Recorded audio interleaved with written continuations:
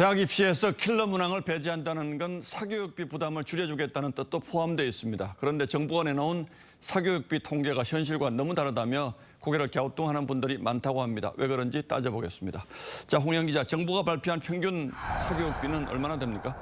네, 지난 3월에 교육부와 통계청이 공동조사한 통계를 보면 초중 고등학생 한 사람당 드는 한 달 사교육비는 41만 원입니다. 특히 코로나19를 거치면서 사교육비 지출이 급증했는데요. 이 전체 사교육비는 지난해 26조 원으로 역대 최대였습니다. 이런 이유로 어제 교육부가 사교육비 경감 대책을 내놓은 겁니다. 예, 역대 최대라고는 합니다만 이 41만 원 이 수치가 현실과는 너무 괴리가 있다는 거죠? 네, 그렇습니다. 학부모들이 체감하는 액수와 차이가 커서 이 통계 발표 당시에도 말이 많았습니다. 이 서울시 교육청의 각 학원들이 공개한 가격으로 따져봤더니 강남구와 서초구에 있는 초중고 학원의 수학 한 과목당 한 달 학원비가 평균 41만 원이었습니다.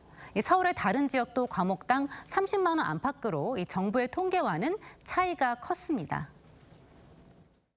영어와 수학에서 보통 한 과목씩 듣는다. 그러면 1인당 60만 원이 훌쩍 넘는 건데 선행 강도에 따라서 상품들이 지금은 쪼개져 있는 상황이에요. 그래서 월 300이 우습게 사용되는 상황들이 발생하는 거죠. 8개, 9개, 10개씩 막 듣게 되는 거니까.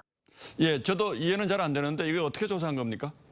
네, 전국에 있는 3,000개 학급의 학부모 7만 4천 명이 조사 대상이었는데요. 이 가운데 사교육 참여율이 78.3%입니다. 다시 말해서 나머지 21.7%는 사교육을 아예 안 하고 있다는 얘기인데요. 이 경제적으로 어렵거나 대입을 준비하지 않는 학생들인데 다 같이 넣고 평균을 내다 보니 금액이 확 낮아진 겁니다. 예, 그러니까 평균 값의 함정이라고 하는 거죠. 사교육을 시키는 집만 따지면 수치는 뭐 당연히 달라지겠군요. 네, 사교육을 받는 학생들만 놓고 따져봤더니 1인당 한 달 52만 원 정도였습니다. 41만 원보다는 올라간 수치지만 여전히 학부모들이 느끼는 것보다는 낮습니다. 이 사교육비 지출은 아무래도 소득이나 학년에 따라서 격차가 큰 탓입니다. 자, 그렇다면 소득이 상대적으로 높은 가구만 추린다면요?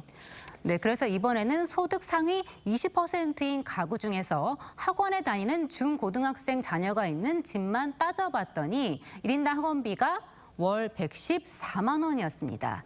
41만 원에서 순식간에 3배 가까이로 올라갔습니다. 예, 이렇게 하니까 좀 체감이 되는 것 같군요. 이런 사정을 감안해서 정부가 좀 정교하게 발표를 했으면 더 좋았겠고요. 네, 그렇습니다. 이 밖에도 지역별로는 편차가 상당히 컸고요. 또 시기적으로는 지난해 6월과 10월 두 차례 조사가 진행되면서 이 학년이 바뀌기 전 학원비 지출이 많은 겨울이 빠졌습니다. 또 어학연수비나 영어 유치원 같은 유아 대상은 포함되지 않아서 실제 가계의 사교육비 부담은 더 클 거라는 게 전문가들의 분석입니다. 이 교육부와 통계청 관계자는 시스템상 어쩔 수 없는 부분이 있다면서 현실을 더 반영하도록 고민하겠다고 했습니다. 예, 사교육을 두고 공포 마케팅이니 불안 마케팅이니 하는 말들이 많은데 불안이나 공포를 느끼지 않게 해주는 건 당연히 뭐 교육 당국의 몫이겠죠. 예, 홍영 기자 잘 들었습니다.